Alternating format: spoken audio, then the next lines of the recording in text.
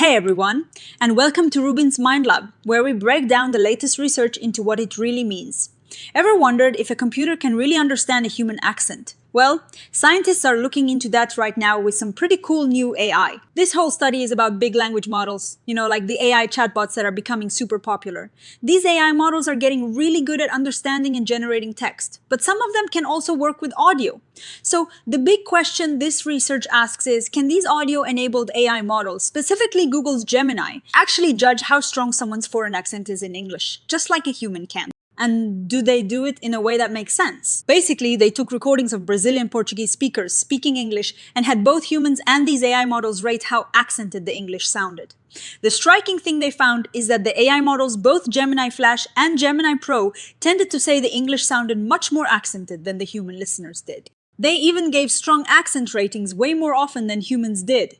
Gemini Pro, the more advanced one, showed the biggest difference, which is pretty surprising. It suggests that maybe these AI systems don't quite have the same understanding of accents that humans do. They seem to be missing something called socio-phonetic tolerance, which is just a fancy way of saying the human ability to understand and accept different ways of speaking based on experience and social context. Think about it, accents aren't just about how someone pronounces words, they're shaped by where you come from, your background, and even what you believe about different groups of people. Humans are pretty good at this. If you've heard a certain accent a lot, you are more likely to rate it as less accented. You learn to recognize patterns that are typical for a certain group. And you don't just flag every little difference as a mistake or a strong accent. Humans integrate all this social and personal information with what they hear. But the researchers here hypothesize that AI systems might not do that. They might just see any difference from what they consider a standard way of speaking as an error. This is a really big deal because these AI tools are starting to be used in language learning apps and assessment systems. If they're systematically overestimating accents, especially for people from non-dominant English-speaking backgrounds, like Brazilians, they could be creating unfair situations and discouraging learners.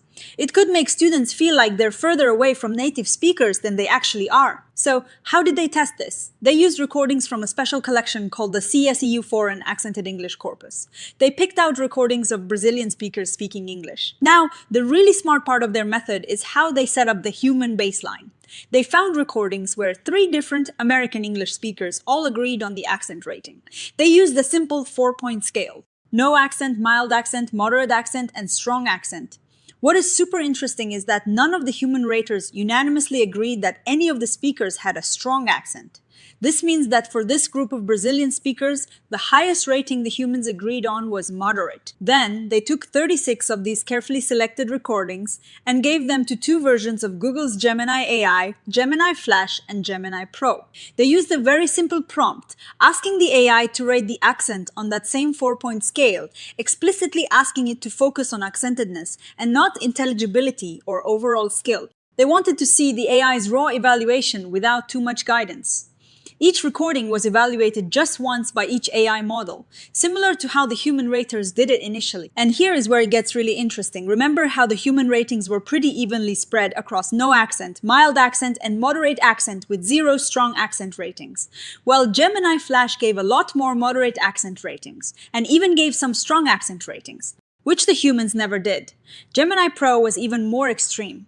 It gave very few no accent ratings and a significant chunk of strong accent ratings, meaning over a quarter of its judgments were in a category that no human rater in their study used unanimously. This figure really shows it clearly. You can see the human ratings are nicely balanced, but both Gemini models show a clear shift upwards towards higher accent ratings. This table summarizes those distributions. See how the humans have 0.0% for strong accent, while Gemini Flash has 11.1% and Gemini Pro has a huge 27.8%. That is a big difference. The researchers used some statistical tests, and they confirmed what the numbers show. Both AI models were systematically rating the accents as more severe than the humans. Gemini Pro was the biggest offender, being over 8 times more likely to assign a higher accent category compared to humans. Gemini Flash was also biased upwards, but less so. They also looked at whether the different raters agreed with each other. They used something called kappa, which is like a measure of agreement. They found surprisingly low agreement between the humans and the AI models, and even between the two AI models themselves. These confusion matrices show exactly where the disagreements happened. For example, when humans rated a speaker as having no accent, Gemini Pro often rated them as having mild or moderate accent. When humans said moderate accent, Gemini Pro frequently jumped to strong accent. This shows a clear pattern of the AI overestimating the accent. So, what does all this mean? The researchers conclude that these AI models are not accurately reproducing how humans judge accent strength. They consistently overestimate the accent, and this isn't just a little bit off. They're assigning high ratings to things humans didn't by unanimous agreement. And the AI models don't even agree with each other consistently. The key idea here is the socio-phonetic calibration gap. Humans, when they're familiar with a certain accent, learn to normalize the deviations. They understand that certain sound patterns are just part of how that group speaks English. And AI, on the other hand, might just see every phonetic difference as a deviation from a perfect native speaker norm. It is like the AI is a super-sensitive audio detector, flagging every tiny difference, whereas humans have learned to filter out many of those differences because they know they're not communication blockers. It is also really interesting that the more advanced AI Gemini Pro actually showed a bigger bias than the simpler Gemini Flash.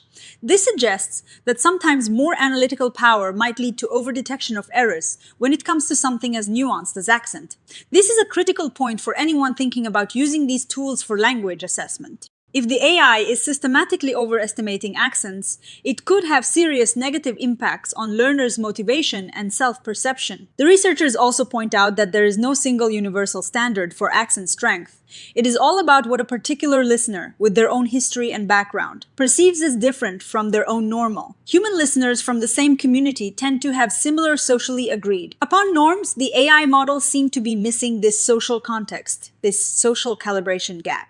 They're not just different from human ratings, they're systematically different in a way that matters for fairness and accuracy. This study is a really important first step in understanding how these powerful AI models perceive something as complex as L2 accent.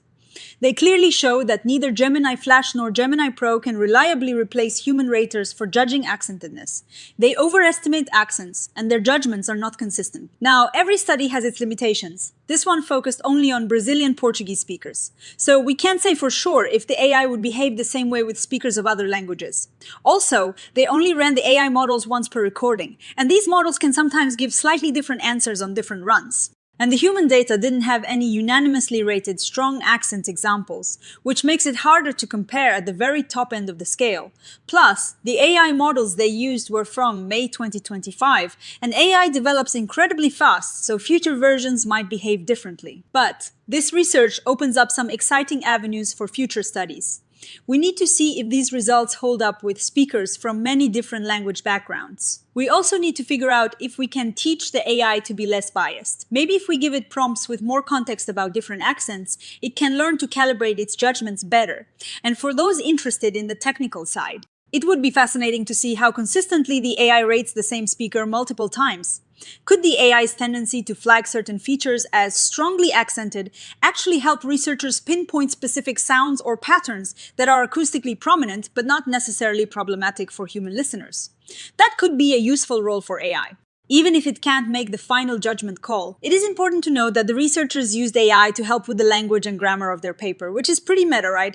But they want to be super clear that all the actual research design, analysis, and interpretation were done by them. So, what is my take on this? This research is crucial because it highlights a potential blind spot in our rapidly advancing AI technologies. While AI can process audio data at incredible speeds, it doesn't yet seem to possess the nuanced social and experiential understanding that shapes human perception of accents.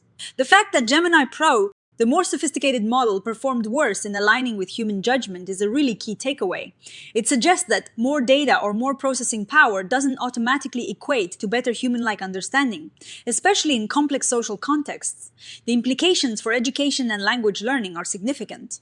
We need to be cautious about relying solely on AI for feedback on pronunciation and accent. There is a real risk of creating biased systems that can unfairly penalize learners and damage their confidence. The researchers' call for AI to be used for auxiliary functions rather than evaluative judgment is a sensible one for now. Future research will likely focus on how to imbue AI with this socio-phonetic calibration, perhaps by training AI on more diverse datasets that explicitly represent different non-native English varieties, or by developing prompts that guide AI to consider social context.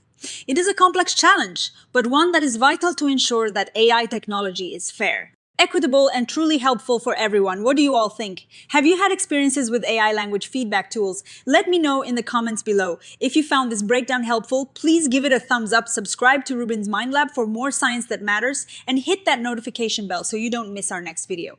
Thanks for watching!